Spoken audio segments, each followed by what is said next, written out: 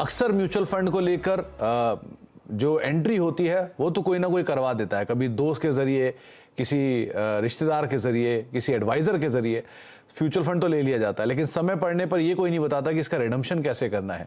Redemption होगा तो उसमें क्या नुकसान होगा, क्या आसान है रिडीम करना किसी भी म्यूचुअल फंड को, कुछ चीज़ों का ध्यान रखना चाहिए, कब स्विच करना चाहिए। तो ये कुछ चीज़ें हैं जो हमेशा दिमाग में रहती हैं लेकिन कोई ध्यान नहीं देता छोटे से अमाउंट की वजह से। क्या कौन कौन सी चीज़ों का ख्याल रखा जाए, क्या चीज़ें हैं जो ध्यान रखी जाए, कब रिडम्पशन करना चाहिए, नहीं करना चाहिए, कोई और तरीका, क्या सोचते हैं आप? सुमित सर, जो आपने कहा बिल्कुल सही फरमाया। पैसे लगवाने के लिए तो सब कोई ना कोई सहूलियत मिल जाती है, मदद मिल जाती है, बट आई थिंक रिडीम करते वक्त आप निहत्थे होते हैं। काफी बार ऐसे होता है, स्पेशली रिटेल निवेशक के साथ ये दुर्दशा आ जाती है उनकी। तो आई थिंक इस पे बहुत अच्छी टॉपिक चुनी है आपने।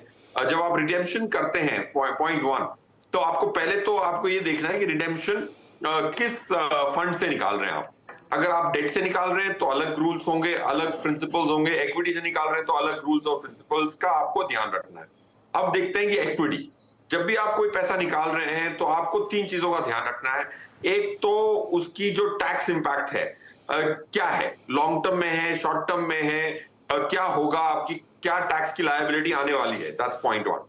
पॉइंट टू, क्या कोई एग्जिट लोड है, क्या कोई पेनल्टी है। जैसे कभी कभार आप एफडी तोड़ने जाते हैं तो पेनल्टी लगती है, वैसे ही एक सीमित समय तक, म्यूचुअल फंड बड़ा अच्छा प्लेटफॉर्म है इसीलिए एक सीमित समय तक एक एग्जिट लोड रहता है।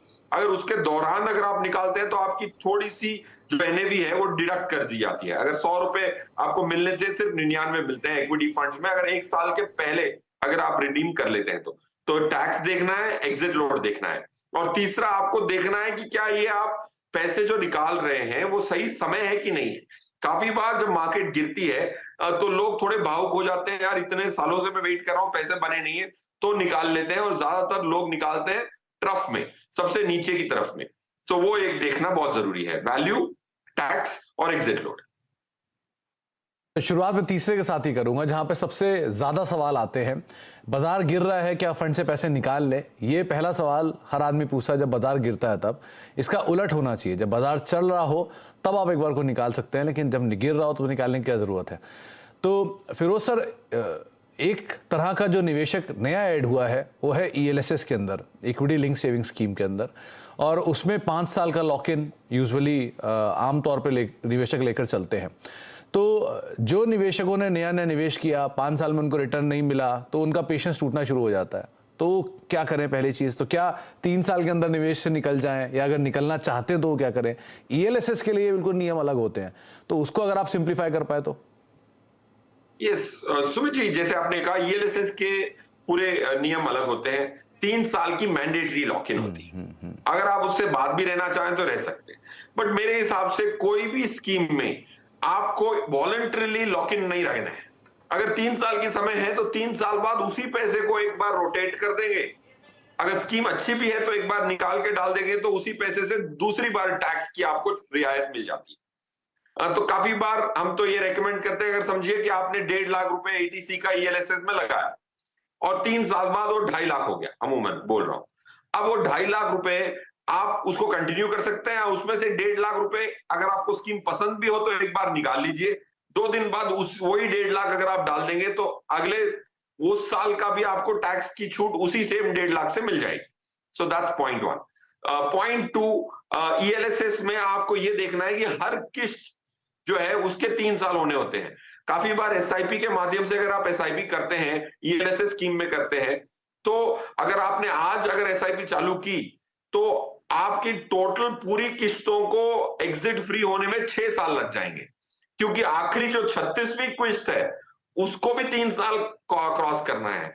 तो आपको हर किस्त को 3 साल क्रॉस करने की मैंडेटरी रिक्वायरमेंट है। तो अगर आप एसआईपी कर रहे हैं तो आपको 3 साल में पूरे पैसे वापस नहीं निकाल पाएंगे, आपको 6 साल लगेंगे आखिरी किस्त को रिलीज करने में। ये जरूर याद रखें। और ये भी याद रखें कि अगर आप डेट में से एग्जिट कर रहे हैं तो आपको 3 साल 1097 डेज मिनिमम आपको रहना है।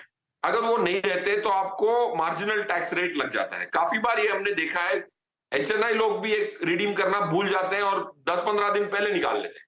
तो आपको ये देखना है कि आप लॉन्ग टर्म की कैटेगरी में घुसने के बाद ही निकालें ताकि आपको वो इंडेक्सेशन का फायदा मिल सके। इंडेक्सेशन वो कॉन्सेप्ट है कि जितनी महंगाई है उतने पे टैक्स देने की जरूरत नहीं है, गवर्नमेंट कहती है कि भाई आप 5% की तो महंगाई थी, वो 5% पे आप टैक्स ना भी भरे चलेगा क्योंकि वो तो आपका हक था। तो उसको कहते हैं इंडेक्सेशन, और इंडेक्सेशन 3 साल के रहने के बाद ही डेट में मिलती है। आई सी several HNIs also missing this point and redeeming after 2.5 years.